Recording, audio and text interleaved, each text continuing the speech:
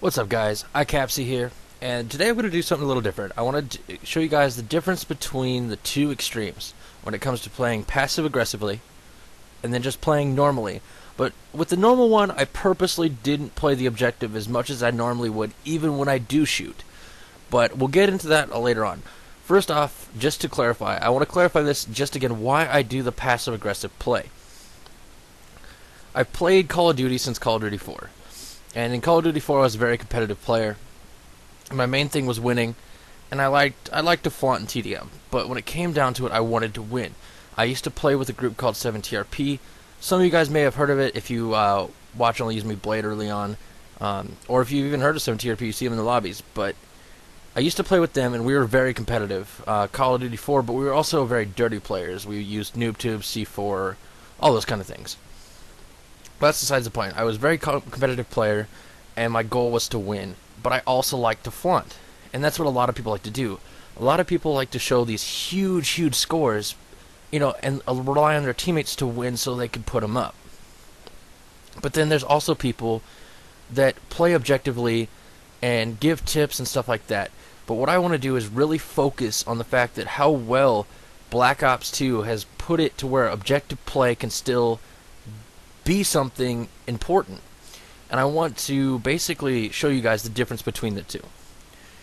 So first things I want to bring up is a huge part of playing Call of Duty, or not playing Call of Duty, playing Domination specifically, but any game mode it really applies to, is a huge part is taking out air support. The main thing that a lot of people ignore on, and which frustrates the heck out of me, is it's very simple to have just one class that's strictly designated for taking out air support. Say you like using the MTAR in Black Ops 2, and you have this MTAR, and you usually have like the B-23R on it, and you run Hardline and Scavenger and all these different things on it. It's purely for tryhard mode, or is what I would call it, where you focus purely on getting your air support and getting as many kills as you can.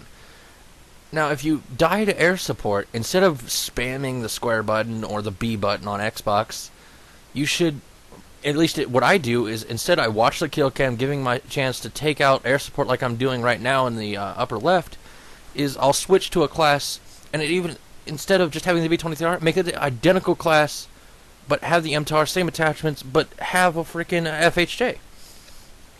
And then once you die again, or maybe you can pick up something off the ground once you take out air support, but at least the air support is out of the air. Even taking out UAVs is a huge part, especially when you're not running Ghost, and maybe your teammates aren't running Ghost, so just taking out air support is a good thing.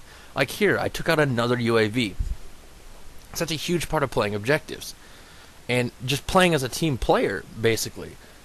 Now, when it comes to playing the objective, if you want to look at the two comparisons here, I have it on the screen. In the passive-aggressive play, which is the upper left, we won 181 to 151. My KDR was 0.04, but that's because I got an accidental kill. It would have been 0.0.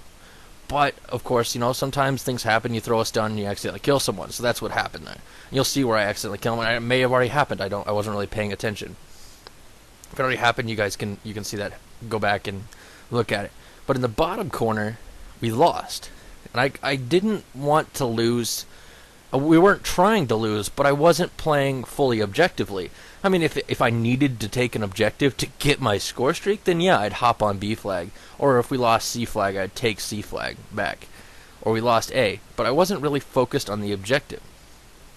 Now, even though I got a 3.64 KDR and I looked like a freaking boss going 51 and 14, we lost because I wasn't focused on B.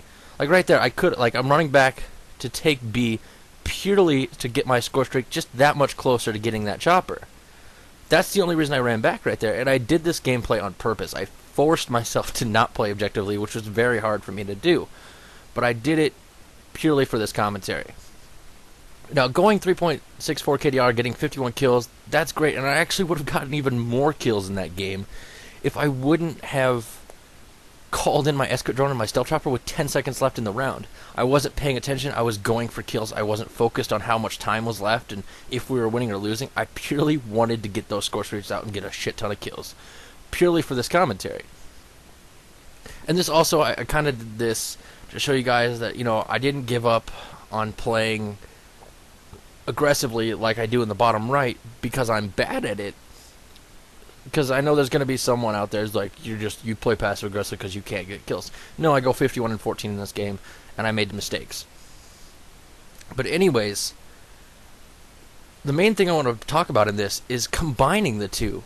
The huge thing is that you need to take what you see in the upper left, combine it with the bottom right, and you'll get these amazing gameplays where you're getting 60, 70 kills, but you also got 11 captures like I do in the upper left.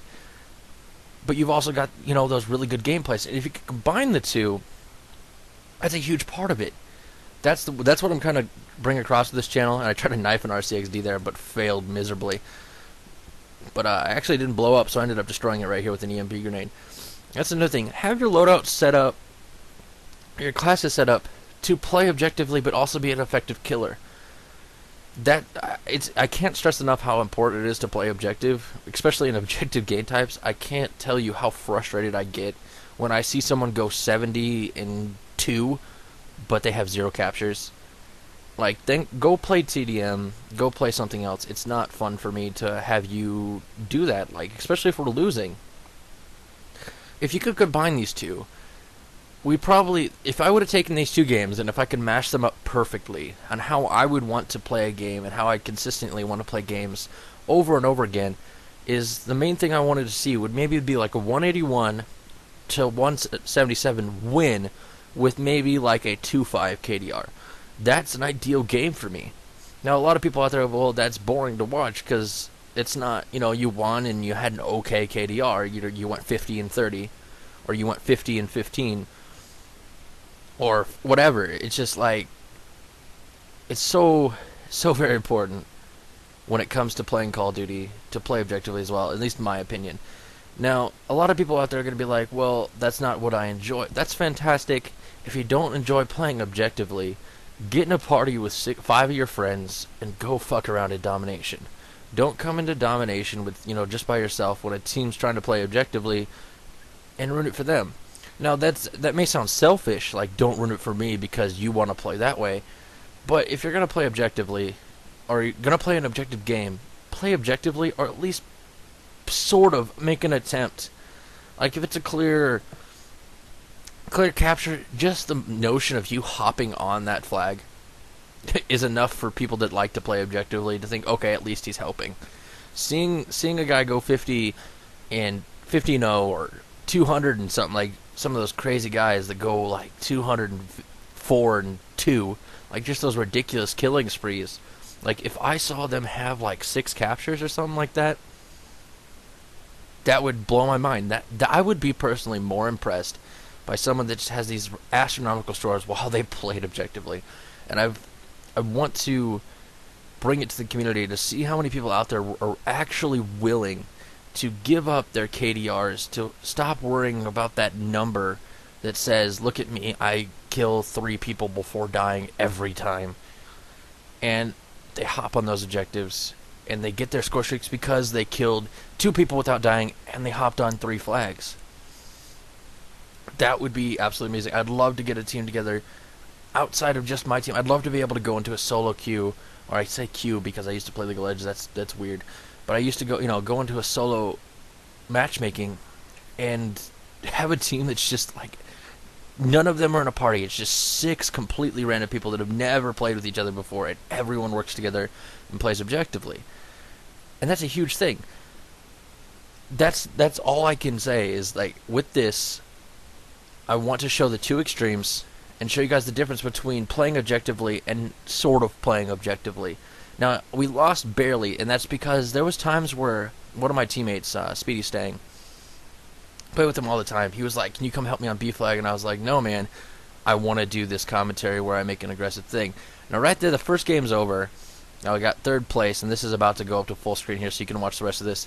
And I forgot it was even going to happen like that. I forgot I set it up to do that because I rendered it previously so I could do the overlays. But anyways, guys, just my main focus is with this is to show you guys the both extremes of both ends of playing objectively and not playing objectively. And even here, I didn't need to get on this flag, but I was last-ditch effort to maybe win the game. Something in my mind said we can still do this, but it didn't work out. And that was kind of my goal, was to lose the game. I know that sounds ridiculous, but anyways, guys, I'm gonna let you guys watch the rest of the game and just see. It's pretty much over.